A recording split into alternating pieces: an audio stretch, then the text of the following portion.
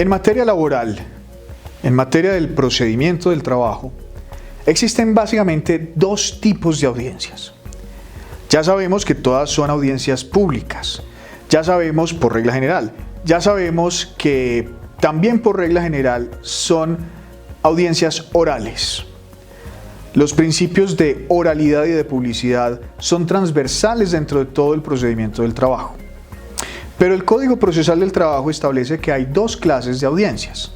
Una es la audiencia de conciliación, decisión de excepciones previas, saneamiento del proceso, fijación de litigio y decreto de pruebas. Y otra es la audiencia que ha denominado el Código como una audiencia de trámite y juzgamiento. Esas son las dos clases de audiencias que hay. Y si hacemos énfasis en la primera de ellas, nos vamos a dar cuenta que es una audiencia de trámite inicial que se compone de 5 etapas diferentes. De ahí su nombre de audiencia obligatoria de conciliación, decisión de excepciones previas, saneamiento del proceso, fijación de litigio y decreto de pruebas. La segunda audiencia, para la segunda audiencia está prevista normalmente el trámite de la práctica de las pruebas, las alegaciones de conclusión y la decisión propiamente dicha. Por eso se llama audiencia de trámite y juzgamiento. Ahora bien, es muy importante tener en cuenta que el Código establece unas reglas generales. El Código Procesal del Trabajo establece unas reglas generales para la atención de esas audiencias. Por ejemplo, para evitar prácticas malsanas en el procedimiento que iban en contra de la inmediación, del principio de inmediación precisamente, el Código estableció como una obligación que las audiencias se desarrollen hasta que se agote su objeto, sin solución de continuidad, sin perjuicio de que el juez precisamente tenga que habilitar un tiempo más allá del horario hábil habitual del funcionamiento de la Administración de Justicia en cada distrito judicial. Por regla general no pueden suspenderse, no pueden hacerse más de 2 audiencias, las que ya mencionamos, y también por regla general todo debe quedar grabado, todo debe quedar registrado, ya sea en un medio audiovisual o únicamente de audio, a lo que se acompaña un registro escrito del acta de la audiencia que tienen que firmar los intervinientes. Es muy importante que el Código haga énfasis en ello, porque eso es lo que permite que el procedimiento laboral sea ágil, eso es lo que permite que el procedimiento laboral sea rápido, eso es lo que permite que los trámites de los derechos sociales, de los derechos que tienen que ver con el mínimo vital de las personas, que tienen que ver con asuntos pensionales, pueda tramitarse de una forma mucho más efectiva, rápida y mucho más ágil que en otras especialidades de la jurisdicción ordinaria. Sin embargo, desde luego eso puede presentar complicaciones en el día a día frente a los administradores de justicia. Por regla general, se han admitido por parte de la jurisprudencia estas reglas que tienen que ver con el manejo de las audiencias, el trámite de las audiencias, según el artículo 45 del Código Procesal del Trabajo, a las que ya hice mención.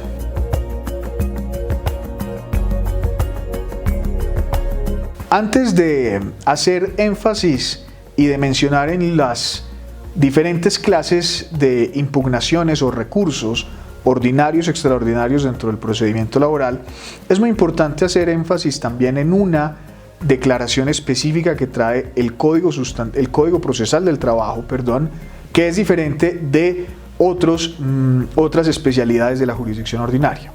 Y tiene que ver con la posibilidad de que el juez en el procedimiento laboral pueda fallar ultra y extra petita.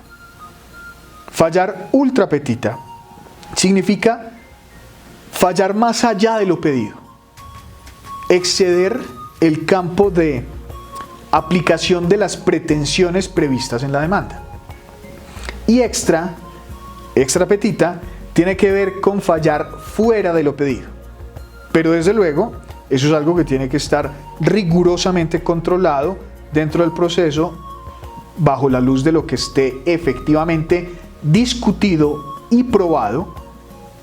No es una arbitrariedad del juez, desde luego, pero tampoco es una obligación hacerlo. Es una potestad que tiene el administrador de justicia en materia laboral, diferente a lo que sucede en los jueces o con los jueces de otras especialidades.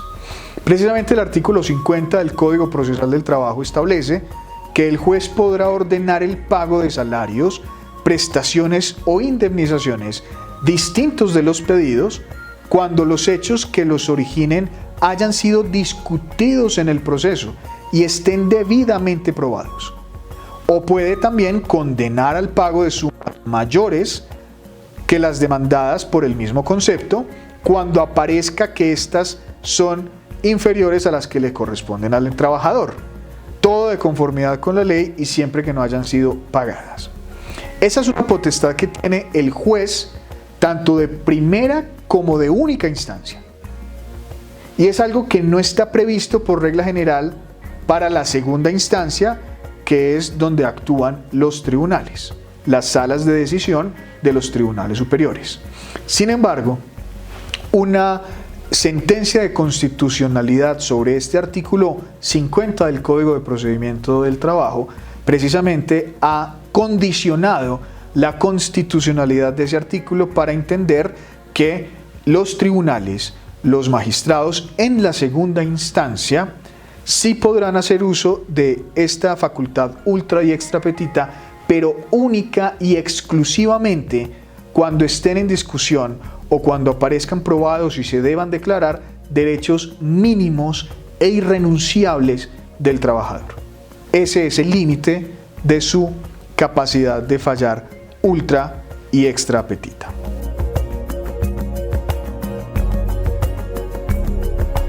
Los recursos que están previstos en el artículo 62 del Código Procesal del Trabajo, tanto ordinarios como extraordinarios, y ya vamos a hacer la distinción sobre ello, son los siguientes: el recurso de reposición, el recurso de apelación, y el recurso de apelación puede darse frente a autos o frente a sentencias, el recurso de súplica, el recurso de casación, el recurso de revisión, el recurso de queja y el recurso de anulación. Básicamente estos son los recursos ordinarios y extraordinarios que están presentes en el procedimiento del trabajo. ¿Qué importa aclarar frente a la naturaleza ordinaria o extraordinaria de los recursos? Pues efectivamente que aquellos extraordinarios son los que suceden fuera de las instancias, como por ejemplo el recurso de casación, al que haremos mención brevemente más adelante. Los demás, los recursos de reposición, apelación, súplica o queja, son naturalmente recursos ordinarios que se dan en el marco de las instancias dentro de los procedimientos que son tanto ordinarios como especiales, dependiendo de cada una de sus particularidades.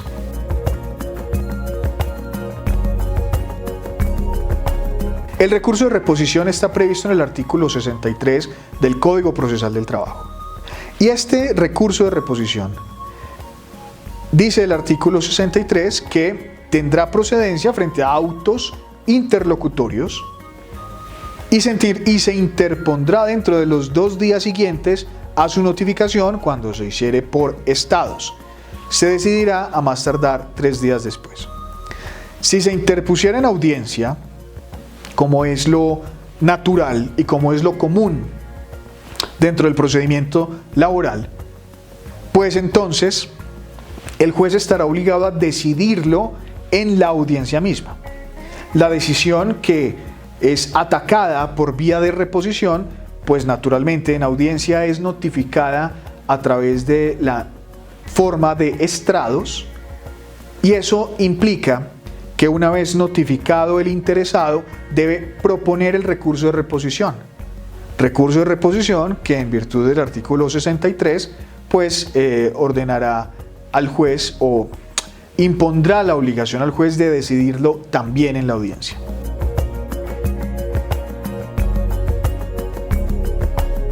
Ahora, frente a la apelación, que puede ser tanto de autos como de sentencias, el procedimiento laboral tiene unas condiciones específicas que lo hacen también particular y que lo hacen también distinto de otras especialidades. Y es que en el procedimiento laboral, la apelación de autos está restringida a unos autos taxativamente previstos en el artículo 65 del Código Procesal del Trabajo. No se puede apelar cualquier auto. Solo se pueden apelar los previstos en el artículo 65 del Código Procesal y los demás que autorice la ley especial. ¿Cuáles son esos autos que son apelables? Son apelables los autos que rechacen la demanda o su reforma, los que den por no contestada la demanda, los autos que rechacen la representación de una de las partes o la intervención de terceros, el auto que decida sobre las excepciones previas, y veremos particularmente lo que sucede con las excepciones previas en el procedimiento del trabajo más adelante, y es también apelable el auto que niegue el decreto o la práctica de una prueba. También el que niegue el trámite de un incidente o el que decida un incidente. Es apelable el auto que decida sobre nulidades procesales, sobre medidas cautelares y el que decida sobre el mandamiento de pago. También el que decida sobre las excepciones dentro del proceso ejecutivo, y aquí estamos hablando de eventualidades que tienen que ver con el procedimiento o con los procesos especiales. El que resuelva sobre la liquidación del crédito también en el proceso especial ejecutivo. El que resuelva sobre la objeción de liquidación de costas respecto de las agencias en derecho, únicamente respecto de las agencias en derecho, y los demás que establezca la ley en cualquier otro escenario particular que se esté discutiendo. ¿Cuál es la forma de interponerlos? Siguiendo la regla general de la oralidad de los procedimientos laborales, deberá formularse oralmente en audiencia, en la audiencia en que fue proferido el auto, y ahí mismo se concederá o no si fuere pertinente. Una vez formulada la apelación a un determinado auto, el mismo juez debe valorar si concede o no la apelación y qué debe tener en cuenta el juez para conceder o no el recurso de apelación frente a un auto. Pues primero, desde luego, que esté catalogado como un auto apelable dentro del artículo 65 del Código Procesal del Trabajo y además que esté sustentado en debida forma también de manera oral en la misma audiencia donde se ha notificado por estrado el respectivo auto. Si es un auto que no es en audiencia, si es una actuación del juez que no se dio en el marco de una audiencia de oralidad, entonces podrá proponerse por escrito dentro de los 5 días siguientes cuando la providencia se notifique por estado.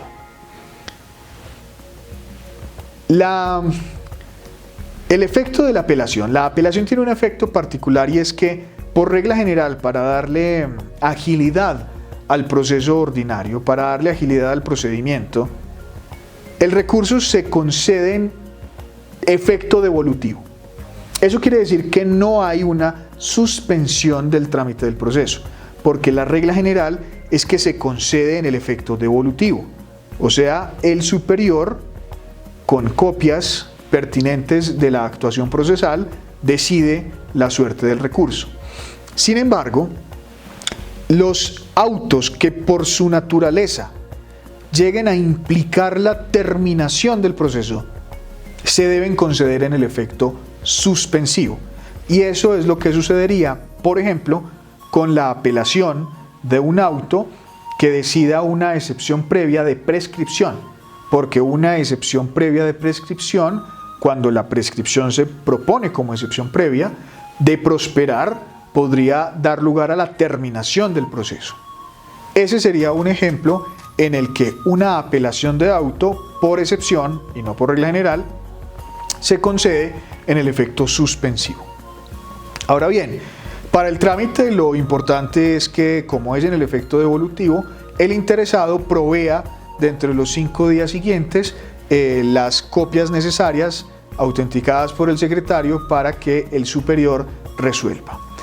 La sentencia definitiva en la instancia correspondiente no se podrá pronunciar mientras esté pendiente la decisión del superior frente a un auto en concreto, siempre y cuando pueda influir en la materia que se está decidiendo.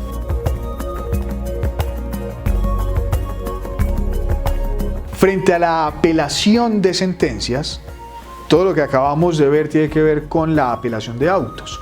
Frente a la apelación de sentencias, la regla que establece el artículo 66 del Código Procesal del Trabajo es que precisamente se concede en el efecto suspensivo, desde luego, y se debe proponer la apelación en el acto de notificación de la sentencia de primera instancia. Y esa notificación de la sentencia de primera instancia se da a través de la forma de notificación por estrados. El juez dicta la sentencia y una vez dicta la sentencia, una vez la pronuncia frente a los interesados que estén presentes, quedan aquellos notificados en estrados. Incluso si alguno de los interesados en escuchar la sentencia no está, de todas maneras queda notificada en estrados. Una vez notificada en estrados, por ser el procedimiento oral, por ser un procedimiento público y oral precisamente, característico del procedimiento laboral, la oralidad, el interesado deberá formular la apelación en ese momento. El interesado deberá formular el recurso de apelación frente a la sentencia que le sea adversa, que le sea desfavorable, en todo o en parte, lo deberá hacer en el mismo acto de la audiencia. Y el mismo juez que acaba de pronunciar su decisión, el mismo juez será el encargado de conceder la apelación. No la resuelve, desde luego, no la admite, no la valora, simplemente controla que esté oportunamente propuesta, o sea, en audiencia, y además que esté debidamente sustentada. Y por debidamente sustentada me refiero a que la apelación efectivamente contenga los elementos mínimos de controversia frente a la decisión de primera instancia. Si eso es así, si se produce en el acto oral de la audiencia y está sustentada al menos de una forma mínima, el juez concederá la apelación frente al superior y el superior resolverá con base en la competencia de la segunda instancia.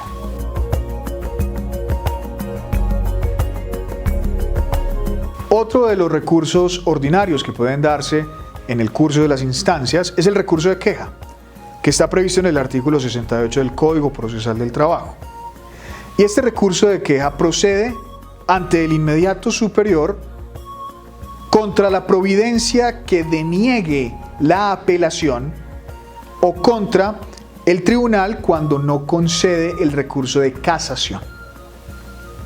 Es un recurso entonces que busca insistir en el trámite de una apelación que ha sido denegada o en el trámite de una casación que ha sido denegada por el tribunal.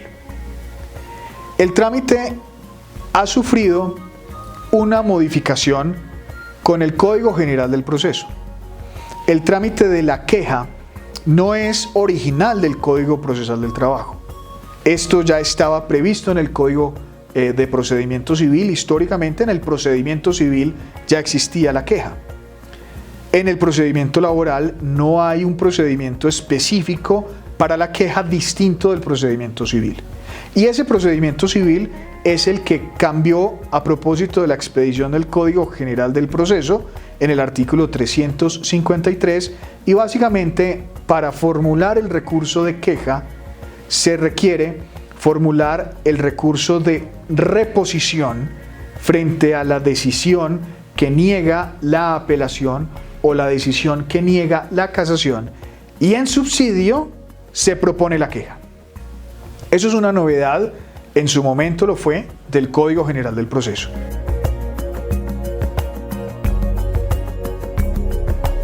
Y por eso vale la pena insistir en que para el trámite de la queja en materia laboral acudimos a las reglas del Código General del Proceso.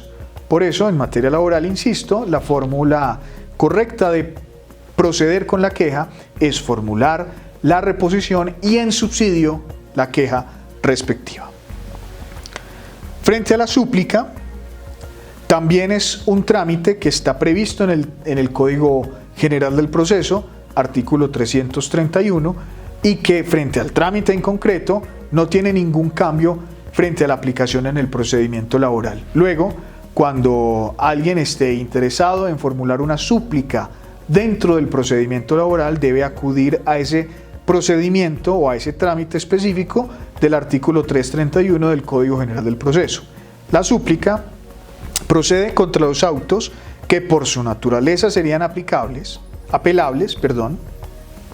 dictados por el magistrado sustanciador en el curso de una segunda instancia o durante el trámite de una apelación de auto. Entonces, esto es algo que se discute frente a un organismo colegiado frente a una decisión que ha sido deponente. Entonces, lo que busca la súplica precisamente es que esa decisión, una determinada decisión de un auto que por su naturaleza sería apelable, cuya decisión ha estado radicada en cabeza de un ponente dentro de una organización colegiada o dentro de un tribunal o un cuerpo colegiado, lo que busca es que precisamente la sala restante evalúe esa decisión y adopte la respectiva decisión propiamente dicha. Procede también contra el auto que resuelve la admisión del recurso de apelación o casación y contra los autos que en el trámite de los recursos extraordinarios de casación o revisión profiera el magistrado sustanciador que por su naturaleza hubieran sido susceptibles de apelación conforme lo dice el artículo 331 del Código General del Proceso. No procede frente a los autos mediante los cuales se resuelva la apelación o la queja. La súplica deberá interponerse dentro de los 3 días siguientes a la notificación del auto mediante el escrito dirigido al magistrado sustanciador. Se expondrán esas razones, habrá un traslado a la parte contraria y se decidirá por el magistrado que siga en turno en la sala de decisión. Esto es lo que establece el recurso de súplica en el artículo 331 del Código General del Proceso, aplicable al procedimiento laboral.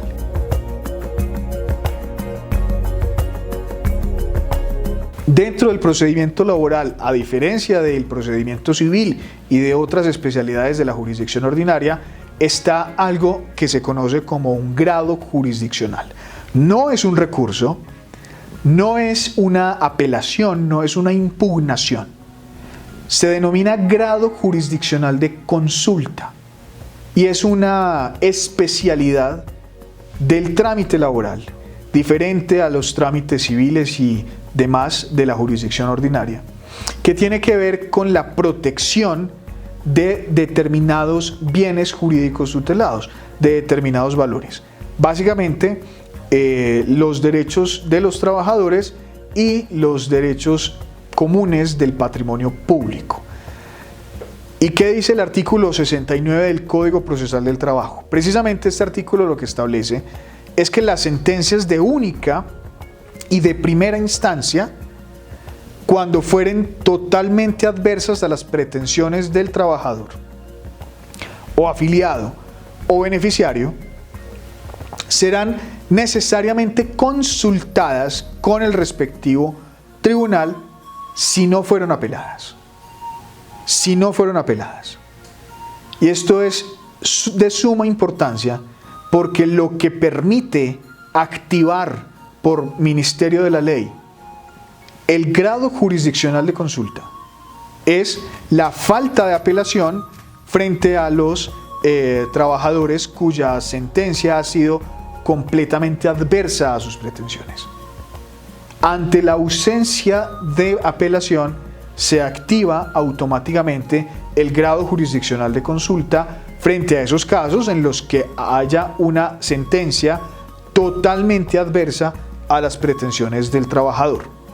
Y también las sentencias de primera o única instancia, bueno, primera instancia realmente, que sean adversas a la nación, al departamento o al municipio o a entidades descentralizadas, serán precisamente ante la ausencia de apelación suficiente, y por suficiente es una apelación que contenga todos los extremos del litigio, pues entonces serán, o todo lo discutido en el litigio, será entonces también consultada obligatoriamente cuando están demandadas la nación, el departamento o el municipio o las entidades descentralizadas en las que la nación sea garante y hayan sido totalmente adversas a esa entidad territorial. Incluso vale la pena mencionar que son consultables frente a las entidades públicas, incluso en la porción que haya sido desfavorable, precisamente para buscar la protección del patrimonio público frente a la gestión de los apoderados o en contraposición de la actuación de los apoderados en la gestión de los intereses públicos dentro del procedimiento laboral.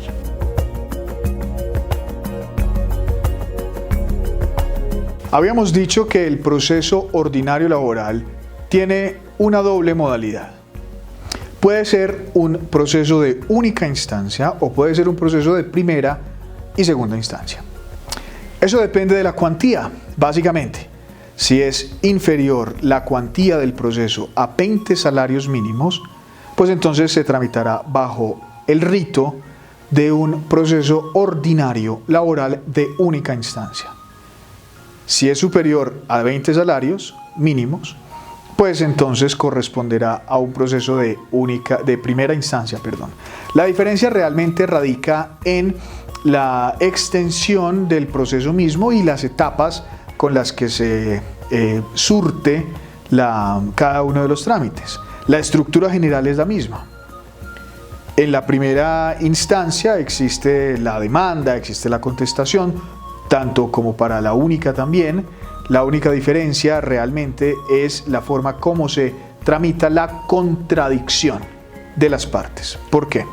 En la única instancia se realiza una audiencia que tiene básicamente la misma estructura del juicio ordinario laboral en la primera, frente a la escucha de las partes de la práctica de la prueba.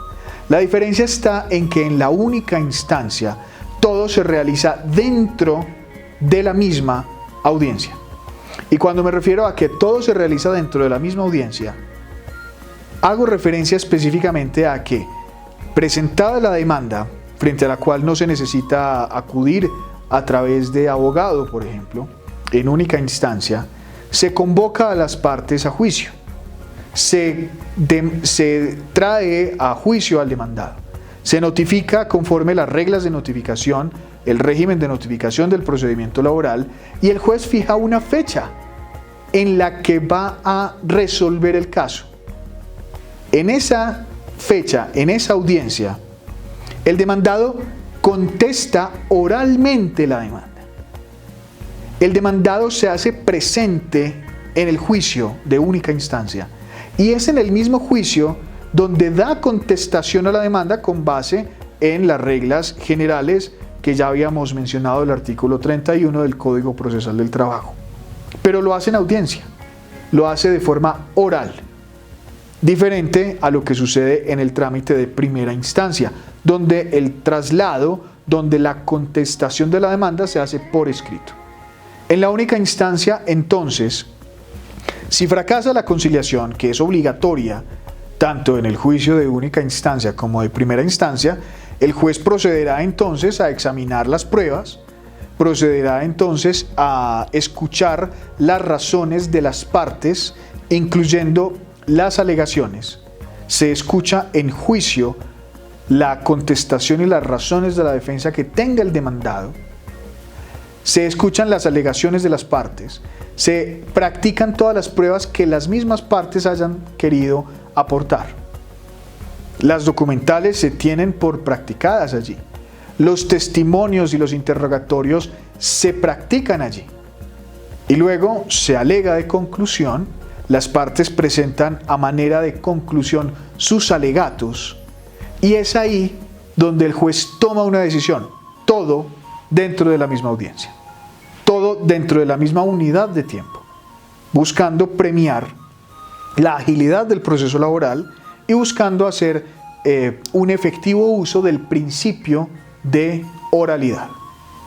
Pues bien, una vez existe la decisión, las partes la escuchan en la audiencia. Las partes se notifican en estrados de lo que es la decisión del juez en única instancia. Y en principio no es apelable la sentencia. ¿Por qué? Porque es un proceso de única instancia. Pero ¿por qué digo que en principio no lo es? Pues bien, en principio no lo es porque si eventualmente la sentencia dictada en un proceso ordinario de única instancia supera la cuantía de los 20 salarios mínimos, pues entonces el juez deberá adecuar el trámite para permitir que la persona interesada pueda apelar esa sentencia, a pesar de haberse llevado la discusión a través del trámite de un proceso ordinario de única instancia. Y eso es algo que solo se va a saber en la sentencia. Si hay una sentencia condenatoria y las cuantías de la condena superan la cuantía misma del proceso de única instancia, la Corte Suprema de Justicia en varias decisiones, la última o la más reciente en el radicado STL 2288 del año 2020, ha reconocido que precisamente cuando eso sucede, se debe garantizar que la persona afectada, persona natural o jurídica que es destinataria de la condena, pueda apelar esa condena que supera los 20 salarios mínimos. También en sentencia de constitucionalidad se ha establecido que si en un proceso de única instancia la decisión es completamente adversa al trabajador, se deberá garantizar la posibilidad de acceder al grado jurisdiccional de consulta al que ya hicimos mención con anterioridad.